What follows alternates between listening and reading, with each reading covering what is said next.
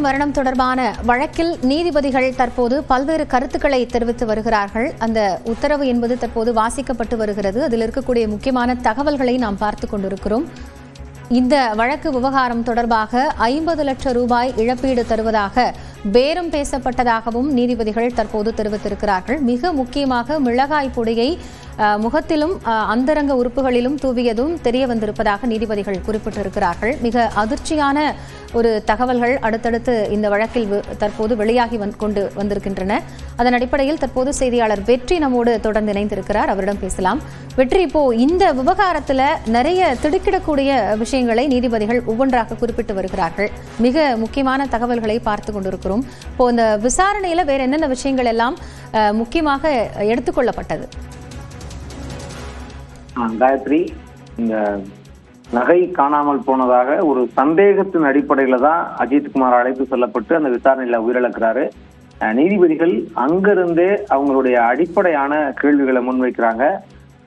ஏன் எஃப்ஐஆர் போடல? நகை காணாம போச்சுன்னு அந்த லேடி கம்ப்ளைண்ட் கொடுக்குறாங்களே, ஏன் எஃப்ஐஆர் போடல? எஃப்ஐஆரே போடாம ஏன் ஸ்பெஷல் டீம் இதை எப்படி விசாரிக்கிறாங்க? அந்த ஸ்பெஷல் டீம் விசாரிக்கிறதுக்கு யாரு உத்தரவு கொடுத்தா? அதை மீறி ஒரு தலைமை காவலர் அடிப்படையில் ஒரு இன்ஸ்பெக்டரோ எஸ்ஐயோ இல்லாம ஒரு காவலனுடைய தலைமையில எப்படி இந்த தனிப்படை குழு இயங்கி இவ்வளவு தூரம் நடந்துக்கிடுச்சு அப்படின்ற கேள்விகள் எழுப்பியிருந்தவங்க. அதுக்கு அடுத்து எஃப்ஐஆர்ல இருந்த குளறுபடிகளை கேட்டிருந்தாங்க. எஃப்ஐஆர்ல வலிப்பு அவர் இறந்ததாக சொல்லியிருந்த நிலைமையில எஃப்ஐஆர்ல ஏன் வெறும் காவலர்கள் பேரை மட்டும் சேர்த்திருக்கீங்களே, அவங்களுக்கு உத்தரவிட்ட இதுக்கு பின்புலமா இருந்த மேல இருந்த உயரதிகாரிகள் பேரெல்லாம் ஏன் நீங்க வழக்குல சேர்க்கலன்ற கேள்விகளை நீதிபதிகள் கேட்டிருந்தாங்க. அதனுடைய அடுத்த நீட்சியாக என்ன கேட்டிருந்தாங்கன்னா, காவல் நிலையத்துல சிசிடிவி இல்ல, சரி சிசிடிவி ஃபுட்டேஜ்ல அவங்க காவல் நிலையத்தை விசாரிக்கப்படல. ஏன்னா அவங்க காலைல சொல்லும் போதே காவல் நிலையத்தை விசாரிச்சா சிசிடிவி காட்சிகள் ஆதாரம் ஆயிடும்ன்றதுக்காகத்தான் காவல் நிலையத்தை நீங்க விசாரிக்கல அப்படின்றதையும் குற்றம் சாட்டியிருந்தாங்க. அதனுடைய அடுத்த கட்டமா கோவில் சிசிடிவி எங்க? காவல் நிலையத்துல இல்ல, ரைட், கோவில்ல தான் அந்த லேடி வந்தது, அவங்க கார்ல வந்தது, நகை காணாம போனதாக சொல்லக்கூடியது, அப்புறம் காவலர்கள் இவரை விசாரணை கூட்டு போனது, திரும்ப கொண்டு இவர் அங்க அடிச்சது, அவர் அங்க இறந்தது, திரும்ப அவரு மருத்துவமனைக்கு தூக்கிட்டு போனது, இது எல்லாம் நடந்தது கோவிலை சுற்றி தான். அப்ப கோவில்ல சிசிடிவி ஃபுட்டேஜ் எங்க? அது தேவணும், அதை எங்க அதை கொடுங்க அப்படின்னு சொல்லி நீதிபதிகள் கேட்டப்பதான் தெரியுது, அந்த CCTV ஃபுட்டேஜை police station, திருப்போணம் police station SI எடுத்துட்டு போயிருக்காரு அப்படிங்கிறது. அப்படி எடுத்துட்டு போனதை கூட அவங்க அரசு தரப்புல தாக்கல் செய்திருந்த விசாரணை அறிக்கையில சொல்லல. அப்போ இப்படி எல்லாம் பல்வேறு இடைவெளிகள் இருக்குதே, இதெல்லாம் வச்சு நீங்களே குற்றவாளிகளுக்கு விடுதலை வாங்கி தந்துருவீங்க போல் இருக்கு. நீதிபதிகள் ரொம்ப இந்த வார்த்தை பதிவு செஞ்சிருந்தாங்க. அதுக்கு அடுத்து காவலர்களுடைய கைது அப்படிங்கிறது வெறும் கண் துடைப்பு அப்படின்ற வார்த்தையை பதிவு செஞ்சிருந்தாங்க. அதுக்கு அடுத்தபடியாக இப்படி தொடர்ச்சியா பதிவு செஞ்சுட்டு இருக்கும்போதுதான் அரசு தரப்புல என்ன சொல்லுதுன்னா, நீதிபதிகள் உத்தரவு வாசிக்கும் போது நாங்க மேல் அதிகாரிகள் உயர் அதிகாரிகள் மேல உரிய நடவடிக்கை எடுக்கிறோம் அப்படின்னு அரசு தரப்புல சொன்ன நிலையில நீதிபதிகள் அவங்களுடைய வார்த்தைகளை பதிவு செஞ்சுக்கிறாங்க. இந்த மாதிரி அரசு நடவடிக்கை எடுப்பதாக சொல்றாங்க பதிவு செஞ்சுட்டு, அப்பதான் எந்த அளவுக்கு 44 காயங்கள் உடல்ல அஜித் உடல்ல இருக்கு, எதை வச்சு அடிச்சீங்க, எப்படி எல்லாம் காயப்படுத்தினீங்கன்னு கேட்கும்போது அதனுடைய விசாரணை இறுதியில உச்சபட்சமா அவருடைய அந்தரங்க உறுப்புகளையும் முகத்திலையும் மிளகாய் பொடியை தூவி அவரை சித்திரவதை செய்து கொண்டிருக்காங்க அப்படிங்கிற தகவலையும் நீதிபதிகள் சொல்றாங்க. அதுக்கு அடுத்த கட்டமா இன்னொரு வார்த்தை பதிவு செஞ்சாங்க. நம்ம ஜனநாயக நாட்டுல இருக்கோம், கல்வி அறிவு உள்ள காலத்துல போலீஸ் இவ்வளவு தூரம் நடந்திருக்குது அப்படிங்கிறது பெரிய வியப்பா இருக்கு அப்படின்ற வார்த்தைகளை நீதிபதியை பதிவு செஞ்சிருந்தாங்க. அதுக்கு அதனுடைய அடுத்த கட்டமாகத்தான் இப்போ இந்த பேரம் பேசினது, குடும்பத்தினரோட சமரசம் பேசுறதுக்காக உள்ளூர் திமுக நிர்வாகிகள் டிஎஸ்பி முன்னிலையிலேயே 50 லட்சம் ரூபாய் பேரம், அவருடைய தம்பிக்கு வேலை, கோவில்லையே அதே அவங்க அண்ணன் பார்த்த அதே வேலையை தம்பிக்கு தர்றோம், இப்படியான பேரங்கள் எல்லாம் பேசப்பட்டிருந்துச்சு. அதனுடைய தொடர்ச்சியாக இப்போ நீதிபதிகளுடைய உத்தரவுல ஒரு முக்கியமான தகவலை திரும்ப சொல்றாங்க. அது என்னன்னா, இனி வரக்கூடிய காலங்களை நடக்கக்கூடாதுன்னு சொல்லி இந்த நீதிபதிகள் இப்போ வழக்கிற்கு தேவையான தடயங்களை சேகரிக்கணும், சம்பவம் நடந்த இடங்களை பாதுகாக்கவே இல்லை அப்படின்ற ஒரு வார்த்தை பதிவு செய்யறாங்க. இதுக்கு இப்போ இந்த விசாரணை இந்த உத்தரவின் போது நீதிபதிகள் சொன்ன ஒரு வார்த்தை என்னன்னா, அஜித் உயிரிழந்திருந்த இடத்துல அவருடைய ரத்த கரை அப்புறம் சிறுநீர் இதனுடைய மாதிரிகள்லாம் சேகரிச்சிங்களா அப்படின்னா அது சேகரிக்கவே இல்லை அப்படிங்கிறது நீதிபதிகள் விசாரணை தெரிஞ்ச நிலையில இப்போ சம்பவம் நடந்த இடத்தையே பாதுகாக்கல அப்படின்ற ஒரு வார்த்தையை நீதிபதிகள் சொல்றாங்க. அதனால நீதிமன்றம் இந்த வழக்கை ரொம்ப சீரியஸாவே பாக்குது. நீதிபதிகளுடைய வார்த்தை இது. நம்ம பார்க்கும்போதே தொடர்ச்சியாக நீதிமன்றம் இத மிக கவனமாக இன்னும் அதிக கூடுதல் கவனத்தோடு இந்த வழக்கை அணுகுறாங்கன்னு எதிர்பார்த்தப்போ நீதிமன்றமே அந்த வார்த்தையை சொல்லுது. இந்த நீதிமன்றம் இந்த வழக்கை சீரியஸாவே பாக்குறாங்க. அடுத்ததாக ஒரு அரசு தரப்புல ஒரு புகார் சொல்றாங்க. என்னன்னா, பல புகார்கள் வருகுது, இதை ஊடகங்கள் பெரிதுபடுத்துகின்றன அப்படியான புகார்லாம் அப்படின்னு அரசு தரப்புல சொல்லும் போது நீதிபதிகள் என்ன கேள்வி கேட்கிறாங்கன்னா, இந்த வழக்கை சிபிஐக்கு மாற்ற வேண்டுமா என அரசு தரப்பிடம் உரிய விளக்கம் பெற்று தெரிவிக்குங்கள் அப்படின்னு தெரிவிக்க முடியுமான்னு அரசு தரப்பு வழக்கறிஞரை நீதிபதி கேட்கிறாங்க. ஏன்னா காலையில பல்வேறு கோரிக்கைகள் அடிப்படையில் இந்த வழக்கை சிபிஐக்கு மாற்றணுமா இல்லையான்னு விசாரணைக்கு பின்பாக முடிவு செய்யறோம்னு நீதிபதிகள் சொல்லியிருந்த நிலையில இப்போ இந்த வழக்கை சிபிஐக்கு மாற்றுறதுக்கு அரசு தரப்புல விளக்கம் கேட்டு சொல்ல முடியுமான்னு கேட்டிருந்தாங்க. அரசு தரப்பு இப்ப என்ன சொல்லுதுன்னா, வழக்கை சிபிஐக்கு மாற்றுவதில் எந்த ஆட்சேபனையும் இல்லை அப்படின்னு சொல்லியிருக்காங்க. இந்த வழக்கு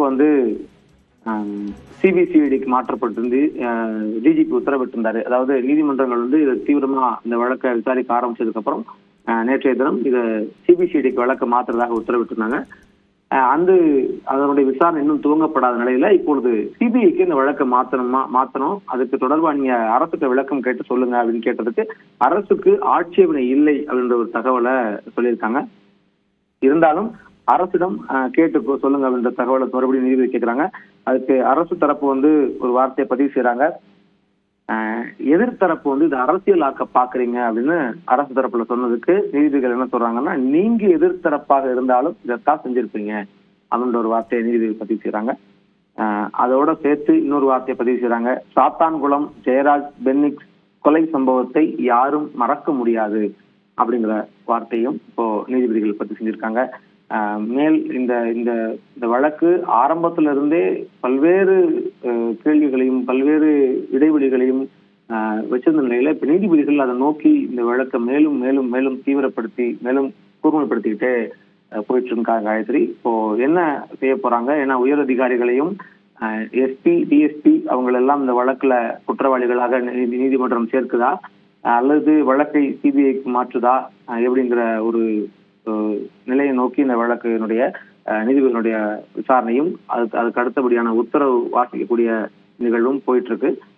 என்னன்னு அடுத்த தகவல்கள் வெயிட் பண்ணி பார்ப்போம். காயத்ரி, வெற்றி, இப்போ இந்த வழக்கு தொடர்ந்து விசாரணையில் இருக்கிறதுனால பிற்பகல்ல ஒரு கருத்தை நீதிமன்றம் குறிப்பிட்டிருந்தது. அதாவது இந்த விவகாரம் தொடர்பாக அரசு தான் பொறுப்பேற்க வேண்டும் அப்படின்னு. அந்த சமயத்திலேயே வழக்கறிஞர்கள் குறிப்பிடும் பொழுது இந்த எஃப்ஐஆர்னு சொல்லப்படக்கூடிய அந்த முதல் தகவல் அறிக்கையில் இடம்பெற்றிருந்த தகவல்கள், அதன் பிறகு உண்மையாகவே அந்த பிரேத பரிசோதனையினுடைய அறிக்கை, இதற்கான முரண்பாடுகள் குறித்தும் ஒரு முக்கியமான கேள்வி எழுப்பப்பட்டது. அப்ப அந்த விவகாரத்தை ஒரு முறை நினைவுபடுத்த முடியுமா? நிச்சயமா. அதாவது நகை காணாம போனதாக சொல்றாங்க. நகை காணாம போனதாக அந்த லேடி புகார் கொடுக்குறாங்க.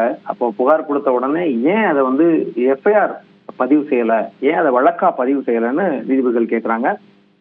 அடுத்து அதனுடைய நீட்சியாக அவரு இறந்த உடனே அஜித் இறந்ததாக தெரிஞ்சதுக்கு அப்புறம் குடும்பத்தினர் ஒரு புகார் கொடுக்குறாங்க போலீஸ்ல. கொலை, இந்த மாதிரி அஜித் கொலை செய்யப்பட்டிருக்காரு புகார் கொடுக்குறாங்க. அதுவும் வழக்கு பதிவு செய்யப்படல. அதுக்கு பதிலா மறுநாள் பார்த்தோம்னா அதை காவல்துறையினுடைய பார்வையில அது ஒரு சந்தேக மரணம், அவருடைய வலிப்பு அவர் இறந்தார் அப்படின்ற மாதிரி தகவலை சொல்லியிருந்தாங்க. அதுக்கு அடுத்தபடியா இந்த ரெண்டு விஷயத்துல இருந்தும் மேல நீதிபதிகள் கேட்ட கேள்வி தனிப்படைக்கு வழக்கே பதிவு செய்யாம வெறும் சந்தேகத்தின் அடிப்படையில விசாரிப்பதற்கு அழைத்து செல்லப்பட்ட ஒருவரை எப்படி தனிப்படை விசாரிச்சாங்க, அந்த தனிப்படையை விசாரிப்பதற்கு உத்தரவிட்டது யாரு, அந்த உத்தரவிட்டதன் அடிப்படையில தலைமை காவலர் எப்படி இதை விசாரிச்சாரோ அதுவே ஒரு பெரிய விதிமீறல். தலைமை காவலர் சந்தேகத்தின் அடிப்படையில இவரை கூட்டு போய் வெளியிடங்கிறத வச்சு விசாரிச்சது பெரிய விதிமீறல் அப்படின்னு சொல்லியிருந்தாரு. அதுக்கடுத்து இந்த வழக்குல ஏன் உயர் அதிகாரிகள் மேலதிகாரிகளுடைய பெயர்கள்லாம் சேர்க்கப்படல அப்படின்ற ஒரு தகவலை கேட்டிருந்தாரு. சாட்சிகள் அழிக்கப்படுவதற்கான வாய்ப்பு இருக்கிறது. ஏன்னா அரசு தரப்புல யாரெல்லாம் சம்பந்தப்பட்டிருக்கான அறிக்கை தாக்கல் செய்வதற்கு 2 நாட்கள் கால அவகாசம் கேட்டாங்க. அப்ப நீதிபதிகள்கிட்ட விசாரிக்கும் போது கால அவகாசம் கேட்டீங்க அப்படின்னா சாட்சிகள் அளிக்கப்பட வாய்ப்பு இருக்குது. ஏற்கனவே சம்பவம் நடந்த இடங்கள்லாம் பாதுகாக்கப்படாம இருக்குது. அதனால வந்து இது அழிக்கப்படுவதற்கான வாய்ப்புகள் மேலும் இருக்கிறதுனால இத அரசு நடவடிக்கை எடுக்கும் சொல்லியிருந்த நீதிபதிகள் அடுத்து இதை சிபிஐக்கு விசாரணைக்கு உத்தரவிட முடியுமா அப்படின்னு கேட்டு சொல்லுங்க, அதுக்கு ஆட்சேபனை இருக்கான்னு கேட்டு சொல்லுங்கன்னு கேட்டிருந்தாங்க. அதுக்கு அரசு தரப்பும் ஆட்சேபனை இல்லைன்னு சொல்லிடுச்சு. அதனுடைய அடுத்த கட்டமா தான் இப்போ ஒரு அண்மை தகவல் ஆனது வெளியிருக்குது. அது என்னன்னா, இந்த இதுல இன்னொரு ரொம்ப முக்கியமான ஒரு தகவலை வந்து வழக்கறிஞர் ஹென்றி பிக்வேன் முன் வச்சிருந்தார். அது என்னன்னா, நீதிபதி வந்து ஞாயிற்றுக்கிழமை வந்து இந்த போஸ்ட்மார்ட்டம் நடக்கும்போது அது தொடர்பான விசாரணையில் இருக்கும்போது நீதிபதி திருப்போணம் மேஜிஸ்ட்ரேட் வெங்கடேஷ் வந்து விசாரணை செய்யும் போது நீதிமன்ற பணியாளர்கள்லாம் விடுமுறையில் இருந்திருக்காங்க. அவருக்கு நீதிபதிக்கு உடன் வர வேண்டிய, அவருக்கு அலுவல் ரீதியாக அவருக்கு துணை செய்ய வேண்டிய, உதவி செய்ய வேண்டிய பணியாளர்கள்லாம் விடுமுறையில் இருந்திருக்காங்க. அது ஒரு ரொம்ப தப்பு. அது அவங்க மேலே நடவடிக்கை எடுக்கணும்னு வழக்கறிஞர் ஹென்றி பிக்வேன் சொல்லியிருந்தாரு. இப்போ அதைத்தான் வந்து நீதிபதிகளும் அவங்களுடைய உத்தரவுல வாசிக்கிறாங்க. நீதிமன்ற பணியாளர்கள் விடுமுறையில் இருந்திருக்காங்க. உடல் முழுவதும் காயங்கள் இருந்திருக்குது. திருப்போணம் மேஜிஸ்ட்ரேட்டும் அறிக்கையை தாக்கல் செஞ்சுட்டாரு, அவருடைய விசாரணை அறிக்கையை. அப்புறம் மருத்துவமனை டீன், மதுரை ராஜாஜி மருத்துவமனையோட டீன், அவரும் வந்து பிரேத பரிசோதனையுடைய அறிக்கையை தாக்கல் செஞ்சுட்டாரு. ரெண்டுடைய அடிப்படையில் பார்க்கும்போது அவருடைய உடல் முழுவதும் காயங்கள் இருப்பது உறுதி செய்யப்படுது. 44 இடங்கள்ல காயம் இருக்கிறத உறுதி செஞ்சிருந்தாரு. அந்தரங்க உறுப்புல முளகாய் பொடி தூவுனது வரைக்கும் நீதிபதிகள் சொல்லியிருந்தாங்க.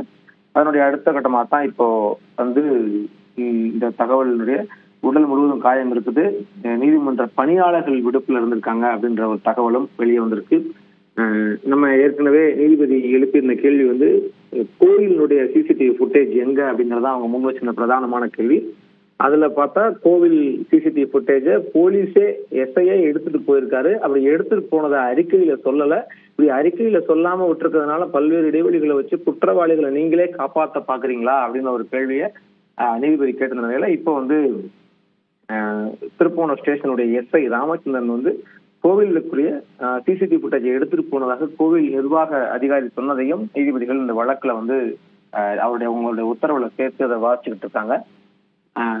இதுல மேலும் மேலும் இந்த வழக்கு வந்து பல்வேறு சந்தேகங்களை நீதிபதியினுடைய விசாரிக்க இன்னும் அதிர்ச்சிகரமான தகவல்கள் வெளியாகிக்கிட்டே இருக்கு காயத்ரி. இன்னும் நீதிபதிகளுடைய அந்த முழுமையான உத்தரவு அப்படிங்கிறது வாசிச்சுக்கிட்டே இருக்காங்க. இன்னும் சில நிமிடங்கள்ல அந்த முழு உத்தரவினுடைய வாசித்து முடிஞ்சதுக்கு பின்பாக இந்த வழக்கினுடைய அடுத்த கட்ட நகர்வு என்னவாக இருக்கும் அப்படிங்கிறதும் தெரிய வரும்.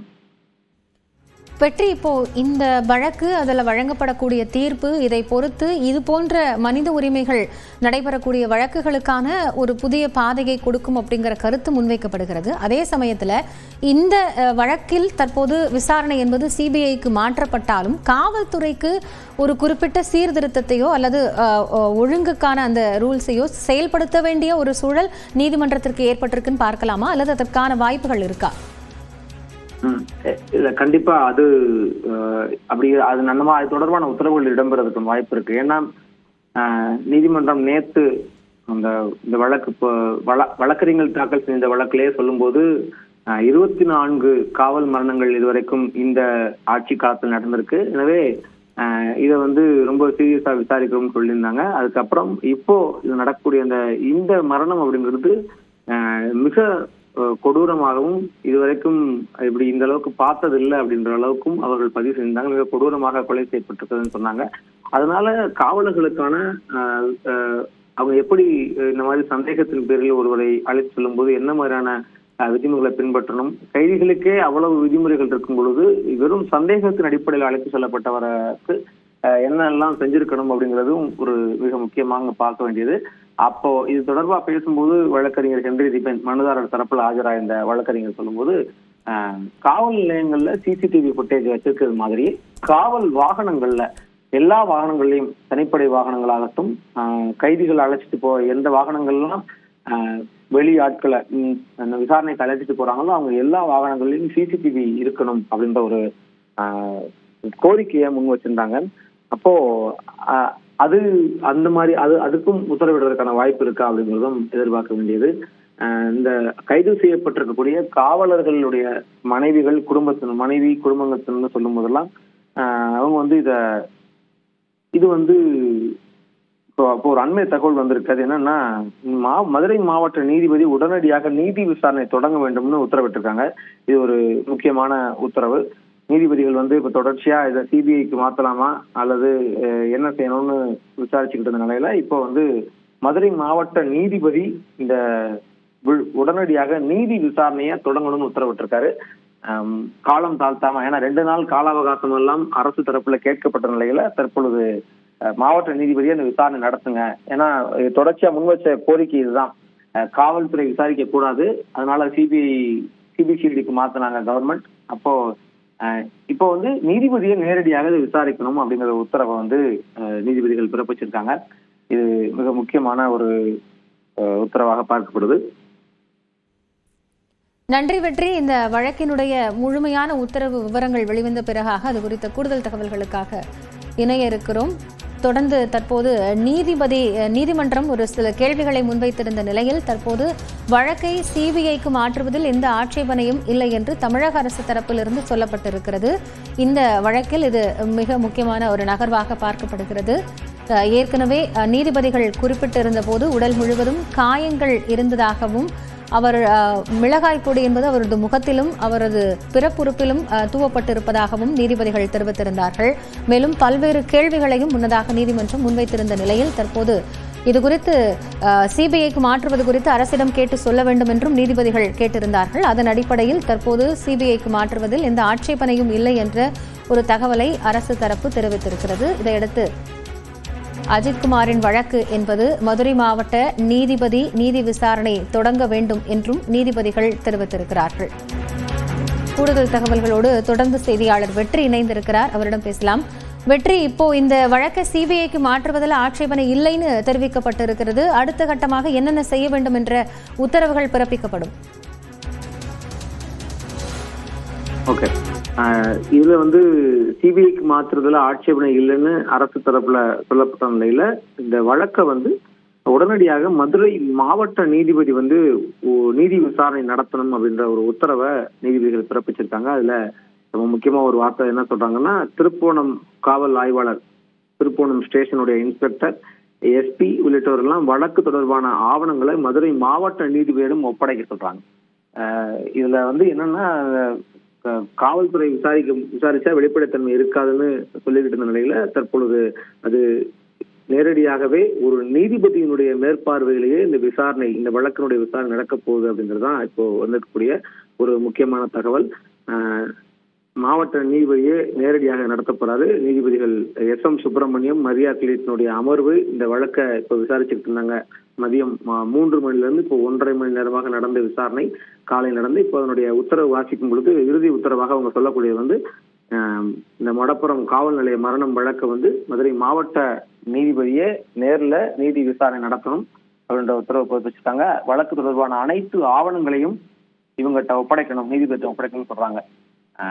அரசு தரப்பு உயர் அதிகாரி மேல நடவடிக்கை எடுப்போம், ஒரு சட்ட நடவடிக்கை எடுப்போம், மேலதிகமாக மனுக்கள் தேவையில்லை அப்படின்னு சொல்லியிருந்தாங்க. சிபிஐக்கு மாத்திரல ஆட்சேபனை இல்லைன்னு சொல்லியிருந்தாங்க. அந்த நிலைமையில தான் இப்போ நீதிபதியை நேரடியாக விசாரிப்பதற்கு உத்தரவினை நீதிமன்றம் வழங்கியிருக்கு. இது என்னன்னா, இந்த வழக்கு அவங்க ரொம்ப ரொம்ப சீரியஸான வழக்கை பாக்குறோம்னு நீதிமன்றம் சொல்லியிருந்தது. அதுல இன்னொன்னு என்ன சொல்லியிருந்தாங்கன்னா, காலம் செல்ல சொல்ல நாட்கள் ஆக ஆக சாட்சியங்கள் அளிக்கப்பட வாய்ப்பு இருக்குது, சம்பவ இடங்கள் ஏற்கனவே பாதுகாக்கப்படாமல் இருக்கிறது. எனவே இது மேற்கொண்டு அந்த வழக்கை பலமிழக்க செய்திரும், வலுவிழக்க செய்திரும். அதனால இதை சீரியஸா நாங்க பாக்குறோம், இந்த வழக்கை அப்படின்ற அடிப்படையில தான் இவங்க நீதிபதியவே நேரடியாக விசாரிக்க சொல்றாங்க. அதனால இந்த வழக்கு மிக விரைவாகவே விசாரிக்கப்பட்டு இதில் உரிய தீர்ப்புகள் என்பது வழங்கப்படும் அப்படிங்கறதுதான் எதிர்பார்க்கப்படுது. இதுல இதனுடைய அடுத்த தொடர்பாக ஜூலை 8 வரைக்கும் காத்திருக்க வேண்டும். என்ன சொல்றாங்கன்னா, இந்த மாவட்ட நீதிபதி விசாரணை நடத்த போறாரு. ஆவணங்கள் எல்லாம் திருப்போணம் ஸ்டேஷன் இன்ஸ்பெக்டரும் எஸ்பியும் மாவட்ட நீதிபதியிடம் வழங்கணும். அனைத்து ஆவணங்களையும் மதுரை மாவட்ட நீதிமன்றத்துல பாதுகாப்பா வச்சிருக்கணும் அப்படிங்கிற ஒரு ஆர்டரை இப்ப போடுறாங்க. ஜூலை 8 வரைக்கும் இந்த ஆவணங்களை பாதுகாப்பா வச்சிருக்கணும் நீதிபதிகள் உத்தரவு பிறப்பிச்சிருக்காங்க. மதுரை மாவட்ட நீதிபதியா இருக்கக்கூடிய ஜான் சுந்தர் லால் சுரேஷ் அப்படிங்கிற நீதிபதி இந்த வழக்கை விசாரணை செய்ய போறாங்க அப்படின்னு இந்த உயர்நீதிமன்ற மதுரை கிளையினுடைய நீதிபதிகள் இப்பொழுது அந்த உத்தரவு பிறப்பிச்சிருக்காங்க. ஆவணங்களை நீதிபதியை ஒப்படைக்கணும். மதுரை மாவட்டத்துடைய நீதிபதி, மதுரை மாவட்ட நீதிபதி ஜான் சுந்தர்லால் சுரேஷ் அப்படிங்கிறவரு இந்த வழக்கை நேரடியாக நீதி விசாரணை செய்ய போறாரு.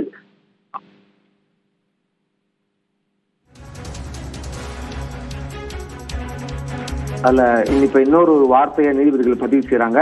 நீதிபதியே நேரடியாக விசாரணை நடத்துறதுனால இத நீதி விசாரணை என்றே இது அழைக்கப்படும்.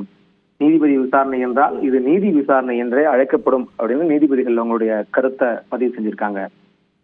ஜூலை 8ஆம் தேதிக்கு வழக்கு ஒத்திவைக்கப்பட்டது. இது இப்போ வந்திருக்கக்கூடிய அண்மை தகவல். இந்த முழுமையாக நடைபெற்ற அந்த விசாரணையினுடைய முடிவுல, முதல் கட்ட விசாரணையினுடைய முடிவுல ஜூலை 8 வரைக்கும் வழக்கு ஒத்திவைக்கப்பட்டிருக்கிறது. ஆவணங்கள் அனைத்தும் ஜூலை 8 வரை பத்திரமாக மதுரை மாவட்ட நீதிமன்றத்தில் பாதுகாக்கப்படணும். மாவட்ட நீதிபதி ஜான் சுந்தர்லால் சுரேஷ் இந்த வழக்கு நேரடியாக விசாரிப்பாரு. திருப்பூணர் ஸ்டேஷன் இன்ஸ்பெக்டர், சிவகங்கை மாவட்ட எஸ்பி எல்லோரும் இது தொடர்பான ஆவணங்களை அவங்ககிட்ட ஒப்படைக்கணும் அப்படின்னு சொல்லுற நிலையில இப்போ அந்த வழக்கு ஜூலை 8ஆம் தேதிக்கு அடுத்த கட்ட விசாரணையை உயர்நீதிமன்ற மதுரை கிளை நீதிபதிகள் ஒத்தி வச்சிருக்காங்க. உயர்நீதிமன்ற மதுரை கிளை நீதிபதிகள் SM சுப்பிரமணியம், மரியா கிளீட் அமர்வு நடத்திய இந்த விசாரணை, அதனுடைய வழக்கு விசாரணை அப்படிங்கிறது ஜூலை 8ஆம் தேதிக்கு ஒத்தி வைக்கப்பட்டிருக்குது. இந்த முதல் கட்ட விசாரணையினுடைய முடிவுல நீதிபதிகள் சொன்ன வார்த்தை மிக முக்கியமானது. நீதிபதியே நேரே விசாரிக்கிறதுனால இது நீதி விசாரணை என்றே அழைக்கப்படும்.